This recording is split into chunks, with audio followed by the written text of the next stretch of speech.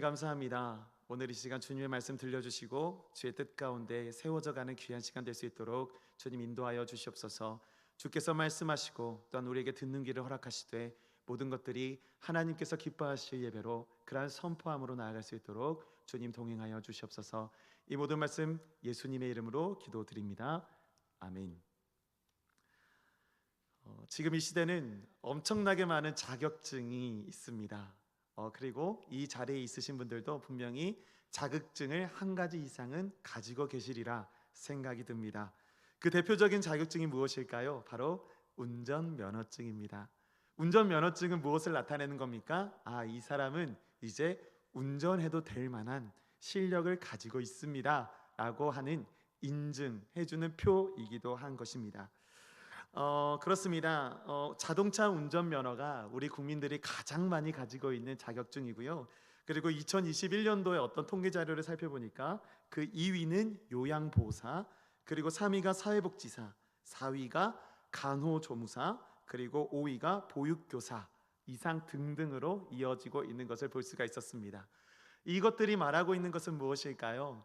자격증은 곧 무엇과 연결되는 것입니까? 곧 생업과 연결되는 것들이 참 많이 있다라는 것을 우리는 알 수가 있습니다. 그렇기 때문에 우리는 오늘 이 순간도, 그리고 내일을 또 준비하면서, 미래를 준비하면서 우리 청년 세대부터 시작해서, 아니죠, 지금은 초등학생부터 시작해서 여러 가지 자격증을 따는데 참 혈안이 되어 있다라고 표현할 수 있을 정도로 자격증에 목매는 시대가 되었습니다. 자격증을 많이 취득하면 취득할수록 무언가 나의 미래에 도전하고자 행여나 내가 좀 더 취업하기에 도움이 될 수 있겠다라는 생각을 가지고 있기 때문입니다. 안정적인 경제 생활을 위해서, 어쩌면 성공적인 삶을 위해서 이제 우리는 자격증을 준비하게 된 시대를 살고 있다는 것입니다. 여러분은 자동차 운전면허 그 외에는 어떠한 자격증을 소지하고 계십니까? 많은 사람들이 이야기를 이렇게 합니다. 뭔가 공부하기가 어려우면 기술을 배워. 기술을 배운다는 건 무엇입니까? 뭔가 그 기술에 관련된 자격증을 따라는 이야기입니다. 자격증을 딴다는 것은 무엇을 의미합니까? 그 자격증에 관계되어 있는 특정 분야에 취업할 수 있는 기회가 많을 것이다 라는 이야기를 하게 된다는 겁니다. 그래서 즉 기술을 배우라고 이야기하는 것은 그에 관련된 자격증을 취득하여 그와 관련된 업무에 종사하면서 앞으로 살아갈 길을 모색하라 라는 말까지 우리는 이어질 수가 있는 것입니다. 그래서인지 이제 국가 공인 자격이라고 이야기를 하죠. 국민들이 통틀어서 따는 1위가 이제 자동차 운전 면허증이라고 한다면, 국가에서 인증해주는 자격증 중에 가장 많이 취득하는 것이 무엇이냐면 지게차 운전 기능사라고 이야기를 하고 있습니다. 지게차를 움직여서 그 지게차를 가지고 짐을 싣고 내리는 일, 그리고 지게차를 컨트롤하는 일, 이제 이 지게차를 움직일 수 있는 기능을 가진 사람입니다 라고 인증해 주는 것이 바로 지게차 운전 기능사라고 이야기를 할 수 있습니다. 지게차는 한편으로 특수 차량으로 우리가 분류가 되죠. 지게차 가지고 요즘 우리가 도로에서도 우리가 지게차를 운전하시는 것을 우리가 종종 볼 수가 있습니다만은, 이 지게차라는 것이 운전하는 것이 너무나도 어려워서, 특히나 우리가 자동차 운전하는 것과는 달리 지게차는 앞바퀴가 아니라 뒷바퀴가 움직이죠. 뒷바퀴가 움직이니까 이것을 잘못하면은 큰 사고로 이어질 수가 있는 겁니다. 그래서 TV에서도 이 지게차 운전 기능사를 따는 어떤 과정을 소개해 줬던, 그것을 보여줬던 일이 있었습니다. 나 혼자 산다에서 이제 성훈이라는 그 남자 배우가 그것을 따는 것을 보여주었었는데요. 그 고백하는 것이 우리가 뭐 오른손 왼손을 따로 움직이는 것조차 다 힘들듯이, 모든 뭐 오르고 내리고 들고 내리고 좌우로 내리면서 뭐 모든 것들 뒷바퀴가 움직이고 이런 것들을 다 계산하면서 하니까 모든 것들이 다 힘든 겁니다. 마치 드럼을 배우는 것도 마찬가지죠. 드럼도 오른손이 따로 움직여야 되고 왼손이 따로 움직여야 되고 오른발 왼발이 따로 움직여야 됩니다. 심지어 드럼을 잘 치시는 분들은 오른손 왼손 오른발 왼발을 다 사용하시면서 더불어서 머리까지 사용하시는 분들이 계시더라고요. 그토록 오른발 왼손, 그리고 말도 헷갈립니다. 오른발 왼발도 헷갈립니다. 근데 거기서 멈추는 것이 아니라 드럼은 또 손가락의 움직임, 핑거 스트로크, 암 스트로크, 그리고 뭐 팔 전체를 활용해서 여러 가지로 활용하여서 드럼 치는 그런 기술을 익혀야 되는 것이죠. 이런 모든 것들이 익히는 것만큼 또 어려운 것이 바로 지게차 운전이라는 것이죠. 사랑하는 여러분, 그렇습니다. 왜 이토록 어려운 기술을 배우고자 하는 것일까요? 앞으로 나의 인생을, 그리고 취업을, 경제 생활을, 재정적인 능력을 가지기 위함입니다. 그것을 보장받기 위함이었습니다. 그런데 여러분, 말씀드렸던 것처럼 이 자격증을 따는 것이 쉽습니까? 아니, 어렵습니다. 또 이런 자격증을 따기 위해서는 그만큼의 기술을 익혀야 하는 시간도 들여야 되고, 그 기술을 배워야 하는 재정적인 물질적 투자도 해야 되는 겁니다. 시간도 들이고 물질도 들인다는 것, 여러분 이걸 생각하면 무엇이 생각나십니까? 사랑한다는 것은 그건 것이거든요. 내가 사랑하는 사람에게는 물질과 시간을 투자하게 되어 있습니다. 그래서 뭔가 나의 생업을 이어가기 위해서는 누군가를 사랑하는 것처럼 내 생명을 바쳐서 내가 그를 위해서 살아겠노라 라고 결단하는 것처럼 그 일을 배워야만, 즐거워해야만, 행복해해야만 그 자격증을 따서 비로소 그것에 평생 종사할 수 있게 되는 겁니다. 자격증을 딴다는 것은 그만큼 어려운 일인 것입니다. 우리가 잘 아는 연예인 중에도 무척이나 많은 자격증을 소지한 사람이 있습니다. 여러분들 중에서도 이미 아시리라 생각하는데요, 바로 개그맨 중에 한 사람인 김병만이라는 사람입니다. 얼마 전까지만 해도 SBS에서 정글의 법칙이라는 곳에서 활약을 했는 병만족장이라고 많이 활동했던 사람이죠. 이 사람은 자그마치 40개가 넘는 자격증을 소유하고 있습니다. TV에서 보면 이 자격증을 어떻게 소개하는가 봤더니 이제 그것을 이제 수집하는 수집가처럼 쫙 뭔가 자격증이 뭔 책자를 딱 보입니다. 그리고 책자를 펼칩니다. 그러면은 책자가 척척척척척척척 펼쳐지면서 자격증이 쫙 아래로 펼쳐집니다.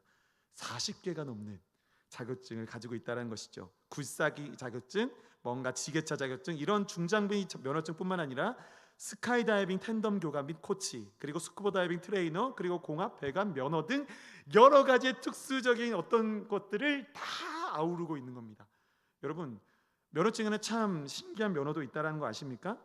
정리수납 전문가라는 그런 면허증도 있습니다. 그리고 밥 소믈리에도 있습니다. 이 밥만 보면 어디의 쌀인지, 이게 얼마만큼 또 이게 숙성시킨 쌀인지, 이런 거를 맞히는 소믈리에라는 자격증도 있다는 것이죠. 이런 엄청나게 많은 자격증을 김병만이라는 이 사람은 취득한 겁니다. 이 사람은 왜 취득했을까요? 많은 사람들은 김병만을 칭찬하기를, 이 사람은 이것 때문에 우리는 칭송할 수 있다, 칭찬할 수 있다라고 이야기를 합니다.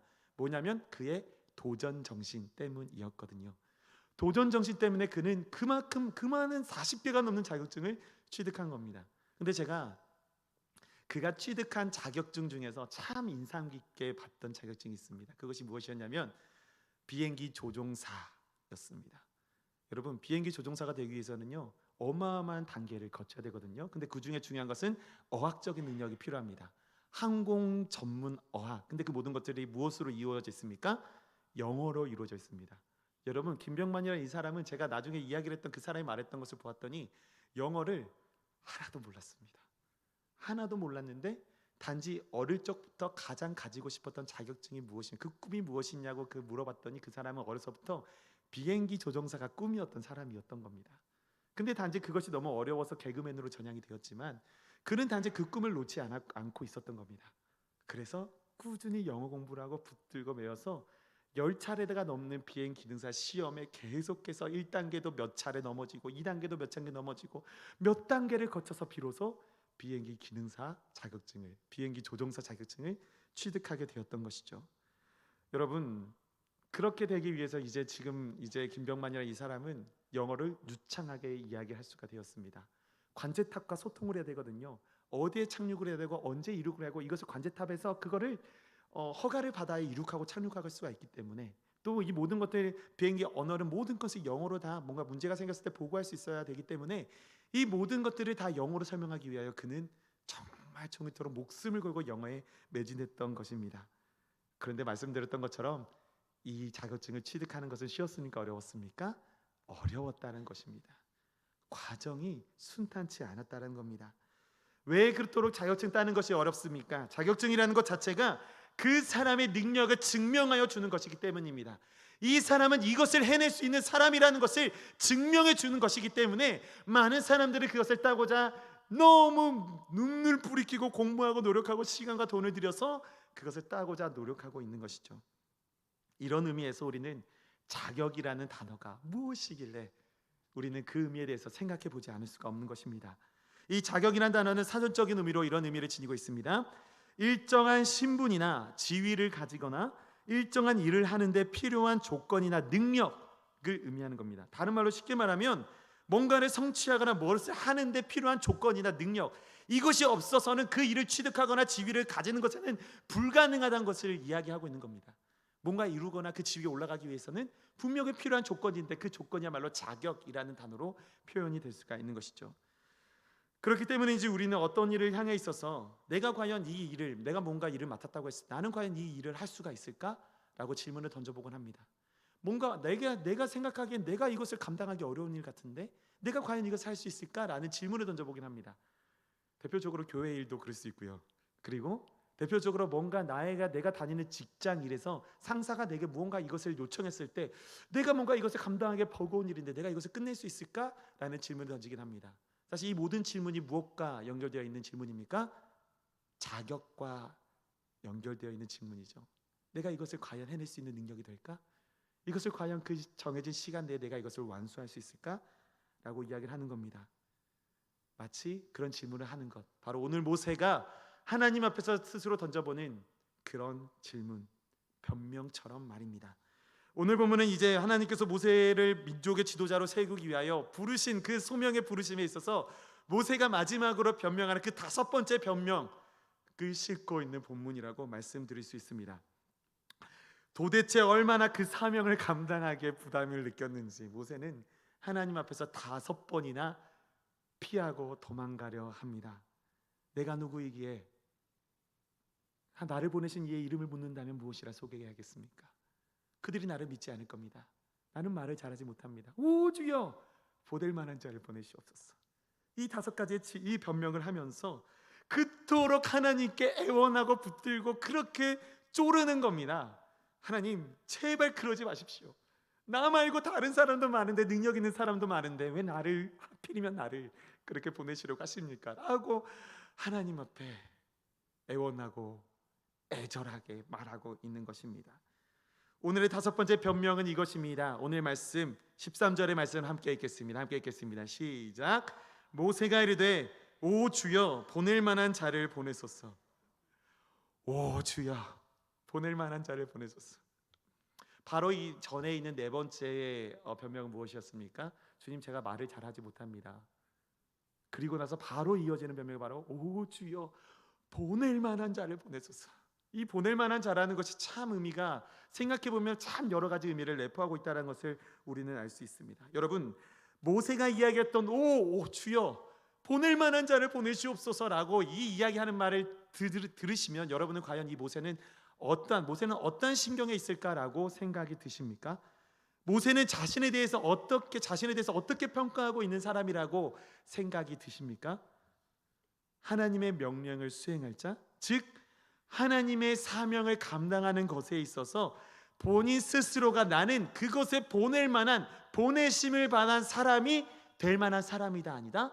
그런 사람이 아니다라고 스스로를 평가하고 있는 겁니다. 자격지심일까요? 자신은 그럴 만한 사람이 아니다라고 스스로 평가내리고 깎아내리고 있는 겁니다. 자신의 부적절함을 구실로 도망가고 있는 겁니다. 무엇에서 도망가고 있는 것입니까?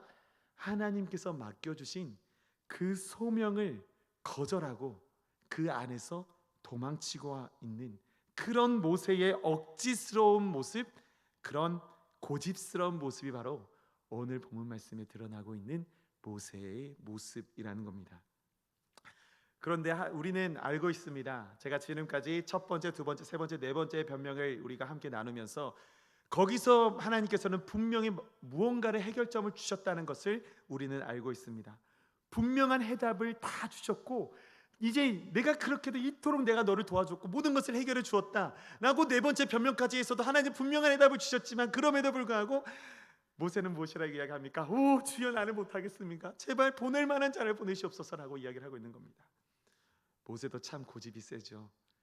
그렇게 4번째 변명까지 하나님께서 해결해 주셨는데 거기서 지지 않고 하나님, 저는 안 되겠습니다라고 이야기를 하고 있는 겁니다. 여러분, 하나님께서 모세에게 주신 응답은 무엇이었습니까? 모세가 누구인지를 알게 하여 주셨습니다. 그리고 모세를 보낸 이가 스스로 있는 자 이심을 분명하게 그에게 선포하여 주셨습니다. 믿지 아니할 그들에게 보일 이적을 손수 모세의 손을 나병에 들게 하셨고, 그리고 뱀으로 변하는 이적을 보이게 하셔서 그들에게 보이실 이적을 친히 준비해 주셨습니다. 말을 잘하지 못한다는 그에게 하나님은 이렇게 선포하십니다. 내가 행할 말, 네가 전할 말을 내가 친히 알려주리라 라고 말씀하여 주셨습니다. 친히 알려주리라 말씀해 주셨던 것이죠. 근데 모세는 어떻습니까? 오 주여, 제발 보낼 만한 자를 보내시옵소서. 계속해서 도망가고 있는 것입니다. 왜 모세는 이토록 도망가고 있는 것일까요? 그럼에도 불구하고 왜 하나님은 그토록 그를 붙잡고 계시는 것일까요? 모세는 그러지 못하더라도 하나님은 이미 어떤 해답을 통하여 그가 헤쳐나갈 수 있을 것임을 알고 계셨기 때문입니다. 하나님은 모든 해답을 알고 계셨기 때문입니다. 모세가 던지는 모든 질문들, 모든 변명들 속에서 네가 말했던 변명들은 더 이상 변명이 되지 않는다. 왜? 내가 모든 해답을 가지고 있기 때문이다 라고 그에게 선포해 주실 수 있는 분이 바로 우리 하나님이셨기 때문입니다. 여러분, 하나님께서는 그런 말씀을 또한 저와 여러분들에게 던져주고 계시는 겁니다. 여러분, 하나님께 질문하고 계십니까? 왜 내가 이런 문제를 경험하고 있고 왜 이런 어려움 가운데 내가 마주하고 있습니까? 라면 하나님 앞에 질문을 던지고 왜 이런 어려움 가운데 내가 노출되어 있습니까? 하나님을 원망하실 때가 있습니까? 그러나 여러분 담대하십시오. 하나님은 여러분의 그러한 모든 문제와 모든 아픔과 걱정과 장애물에 대하여 하나님은 해결 답안을 알고 계시는 분이시라는 사실을 여러분 인정하시기를 바랍니다. 한편 모세가 자기 스스로의 부족함을 알고 있었다는 것은 어쩌면 한편으로는 대단한 일입니다. 자기 자신의 모습, 그 상황을 인지하고 있었기 때문이죠. 뭔가 내가 변하기 위해서는 나의 상황, 나의 모습을, 내가 어떠한가를 먼저 알고 있어야 합니다. 그래서 나에 대한 존재를 알기 위해서는 주변 사람들에게 갑자기 뜬금없이 물어봐야 합니다. 너에게 나 이삭이라는 사람은 어떤 사람이니? 라고 뜬금없이 물어보십시오. 먼저 질문을 먼저 10분, 20분 먼저 전화로 먼저 이것에 대해서 생각해 와가 아니라 갑자기 내 옆에 있는 사람에게 물어보십시오. 너에게 나는 어떤 사람이니? 너가 생각하는 이삭이라는 사람은 어떤 사람이라고 물어봤을 때 생각하지 못하고 약간 고민의 생각 그조차도 생각하지 못하고 나오는 대답이 바로 그 사람이 생각했던 나 이삭이라는 존재에 대한 객관적인 답일 것입니다. 사랑하는 여러분, 근데 모세는 스스로 어쩌면 이러한 기점으로 봤을 때 대단한 사람이구나, 자신의 부족함을 인정할 줄 아는 사람이구나 라고 생각할 수 있습니다. 그러나 여러분, 그것이 중요한 것이 아닙니다. 오늘 말씀을 통해서 중요한 것은 이것입니다. 하나님의 일에 적합한 일꾼이느냐 아니냐에 대한 판단은 오직 하나님께서 하시는 것입니다. 하나님의 일에 있어서 그것에 적합한 사람이냐 적합하지 않으냐 그것을 판단하는 것은 내 자신이 아니라 그의 권세, 그에 대한 모든 판단을 하실 수 있는 그러한 권세를 가지신 분은 바로 우리 하나님이시라는 겁니다. 내가 능력이 없어 자격이 없는 것 같고 상황과 여건이 되지 않아서 내가 뭔가 하나님을 예배해야 되는 그 모든 예배의 자리를 피해야 하고 포기해야 될 것 같이라고 느껴질 때, 그래서 뭔가 하나님을 예배하는 일을 내가 내려놓아야 할 것 같다라는 생각이 들 때 오늘 우리는 누구를 생각해야 하겠습니까? 오늘 모세의 모습을 떠올리며 생각할 수 있어야 한다는 겁니다. 하나님께서는 이미 그로 택하시고 결정하셔서 세우셨다는 사실을 모세는 깨닫지 못하였습니다. 그렇기 때문에 그는 도망가고 있는 것입니다. 그렇기 때문에 그는 손과 발을 흔들면서 나는 주님 할 수가 없습니다 라고 변명하고 있는 겁니다. 근데 만약 그가 이미 하나님께서 그를 택하셔서 그를 위하여 이루실 위대한 업적을 하나님께서 예배해 두고 계셨다는 사실을 그가 알고 있었더라면 그는 도망치지 않았을 것입니다. 오 주님, 내가 해내겠습니다 라고 하나님께 대답했을 겁니다. 그러나 잠시 잠깐의 걱정 때문에 하나님의 뜻을 거절하는 비굴한 모습을 보이고 만 것입니다. 여러분, 결국 그 이후에 하나님의 모습은 무엇으로 나타나시는지 아십니까? 화나셨습니다. 노하였다 라고 오늘 본문은 이야기하고 있습니다. 오늘 본문 14절의 말씀을 함께 읽도록 하겠습니다. 함께 읽겠습니다. 시작. 여호와께서 모세를 향하여 노하여 이르시되 레위 사람 내 형 아론이 있지 아니하냐?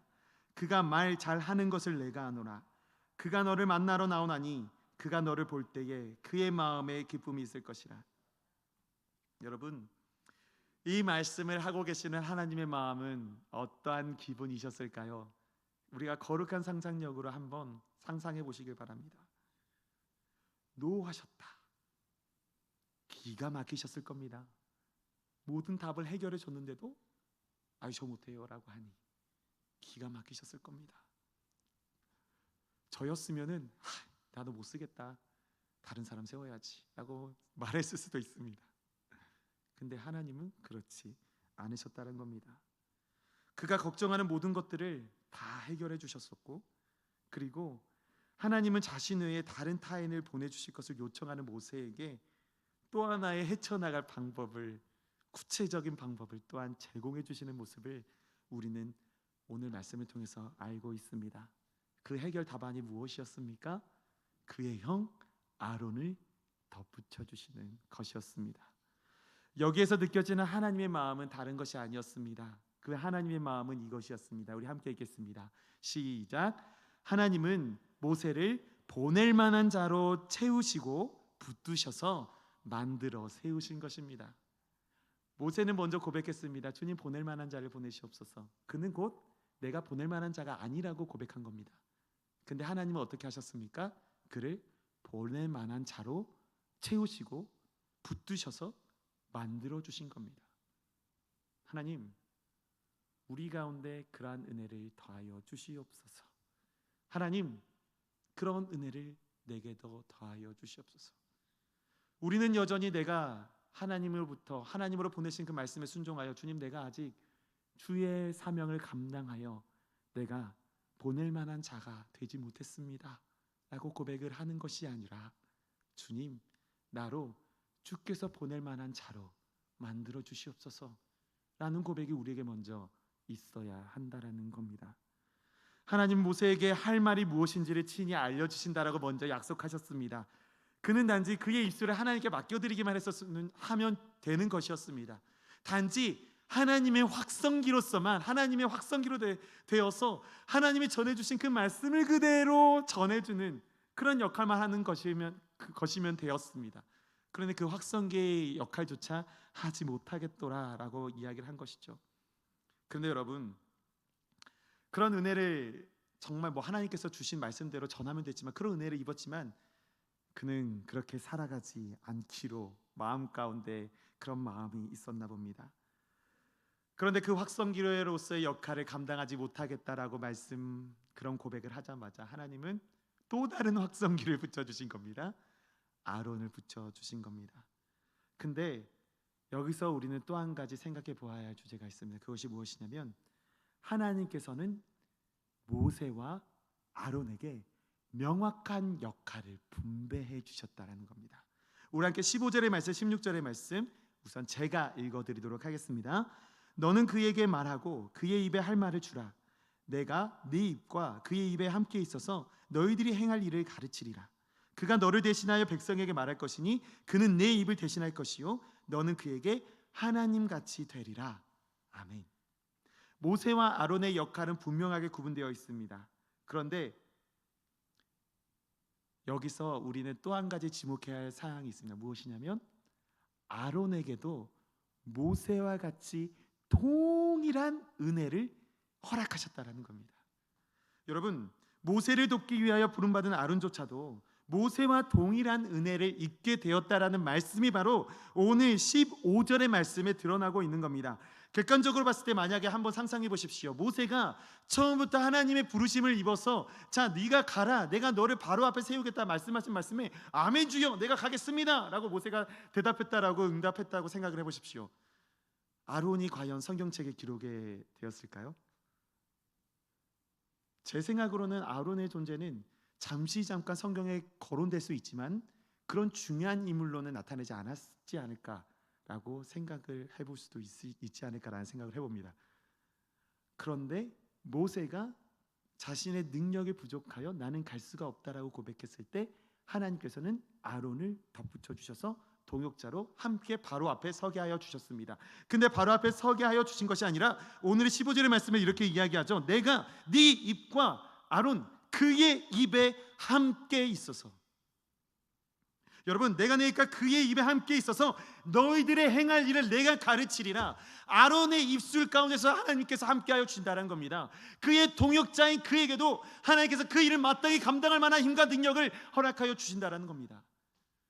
여러분, 우리는 하나님께서 맡겨주신 사명을 감당할 때 우리는 주체적인 능력으로 내가 주님께서 맡겨주셨으니 내가 할 수 있어 라고 나갈 때가 있습니다. 물론 그러한 결단도 너무나도 귀하고 존귀합니다. 그런데 우리가 너무나도 부족하기 때문에 우리에게 붙여주신 선물이 무엇이냐? 바로 저와 여러분들 지금 옆에 계신 동역자입니다. 근데 여러분, 여러분들의 동역자를 우리는 소중히 여기고 존귀하게 여겨야 됩니다. 근데 그와 동시에 반대로 우리가 결단해야 할 것은 내 옆에 있는 모든 이들의 소중한 동역자가 되어줄 수 있어야 한다는 겁니다. 여러분, 동역자가 되어준다는 것은요, 참 많은 것을 포기해야 된다는 것을 의미하거든요. 그 사람이 사역할 수 있도록, 그 사람이 주님의 일을 감당할 수 있도록 용기를 북돋아 줘야 되고, 지치되면 커피 한 잔도 사줘야 되고, 지치되면 나가 이야기도 들어야 되고, 나의 시간과 사랑하면 돈과 시간, 그렇죠? 물질과 시간을 드려야 하는 것처럼 동역자가 된다는 것은 나의 물질과 시간을 또한 드려야 된다는 겁니다. 헌신이라는 것이거든요. 나의 내어드림이라는 것이거든요. 어쩌면 나의 것을 쏟아내야 되니까 내가 가지고 있는 것들은 텅텅 비어갈 수 있습니다.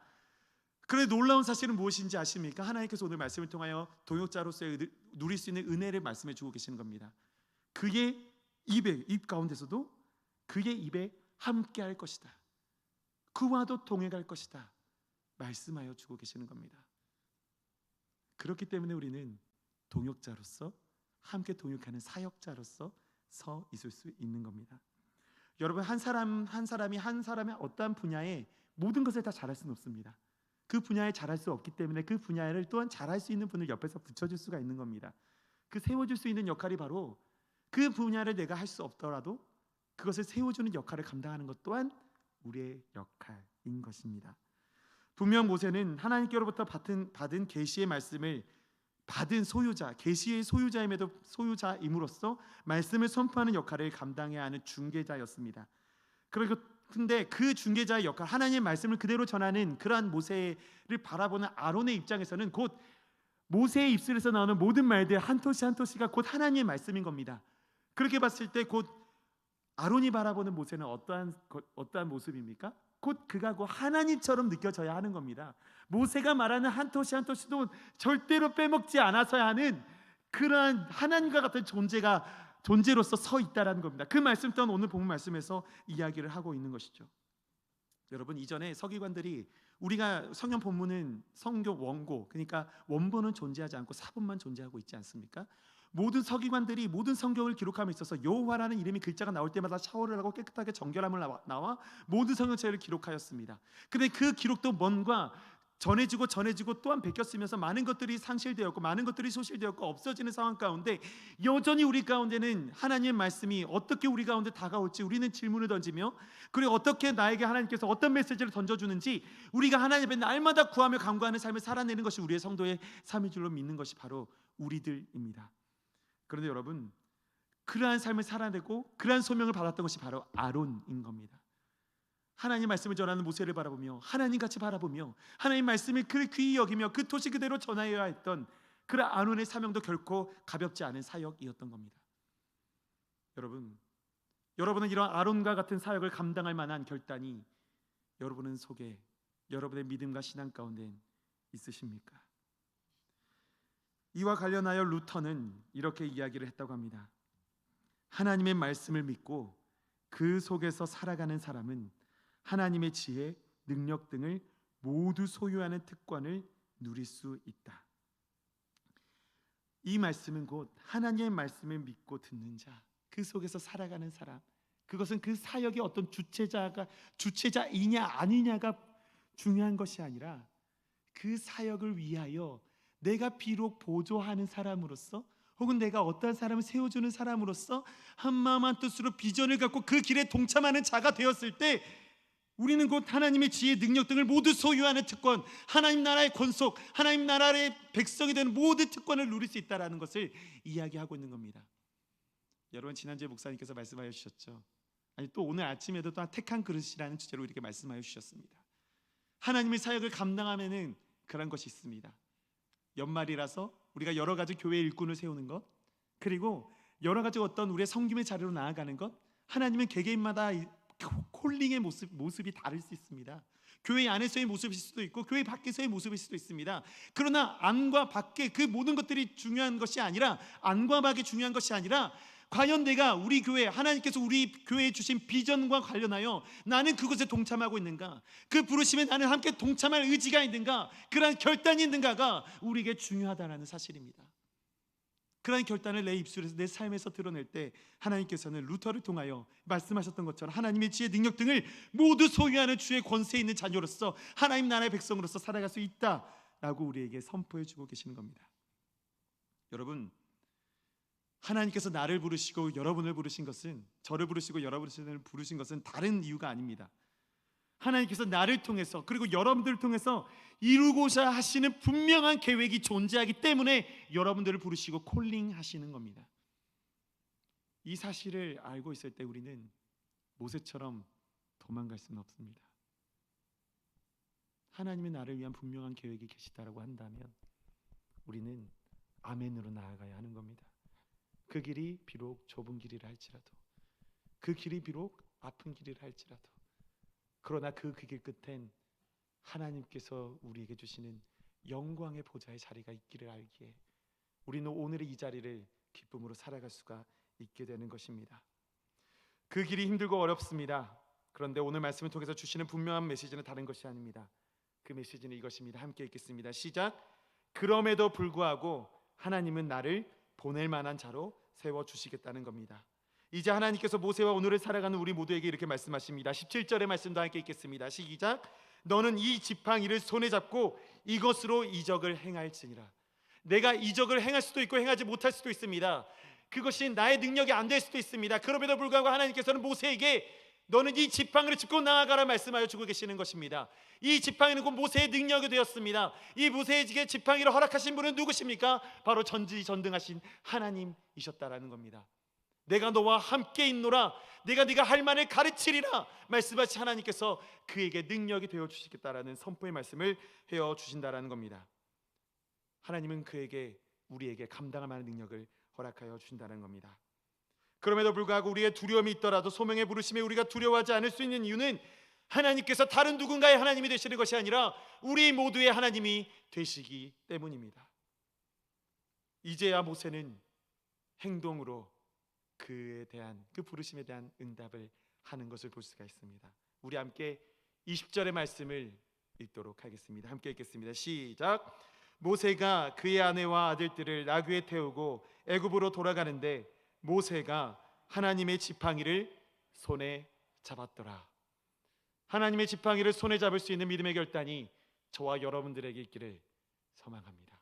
기도하겠습니다. 사랑해 주님 감사합니다. 오늘도 귀한 말씀 허락하여 주심을 감사드립니다. 우리가 날마다 살아가는 동안 하나님의 부르심에 민감하게 하여 주시고 그 부르심을 들을 수 있는 귀를 주시고 그 부르심에 응답할 수 있는 믿음의 결단, 모든 상황과 여건들 주님 허락하여 주시옵소서. 이를 통하여 주님 영광 받으시되 우리가 죽기까지 우리를 위하여 헌신하시고 사랑하신 예수님의 모습과 그 성품을 닮아가는 우리 모두가 될 수 있도록 주님 인도하여 주시옵소서. 주님께 모든 영광 올려드리며 이 모든 말씀 지금도 살아계셔서 우리와 함께 하시는 예수 그리스도의 이름으로 기도드립니다. 아멘.